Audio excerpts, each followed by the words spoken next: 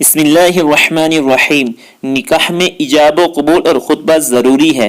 لڑکا اور لڑکی مجلس میں ہوں یا لڑکی مجلس میں نہ ہو، ادب کا تقاضا، شریعت کا تقاضا، اخلاق کا تقاضا، مروت کا تقاضا، پردے کا تقاضا ہے کہ لڑکی خود نہ آئے، اپنا وکیل بھیجے۔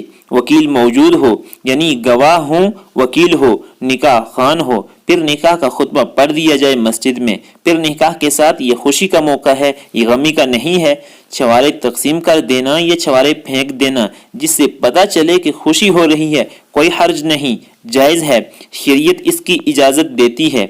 آج کل بارات اور شادیوں میں جو خرافات و رسومات اور فضول خرچی ہو رہی ہے، اس کا شریعت سے کوئی تعلق نہیں ہے، جیسے مخلوط اجتماع کی ویڈیو، پھر اس پر گانے بجانے، ڈول باجے، ناچنا گانا، ڈانس، یہ تو حرام ہے، کسی صورت میں جائز نہیں ہے، اس کی تو اجازت ہی نہیں ہے۔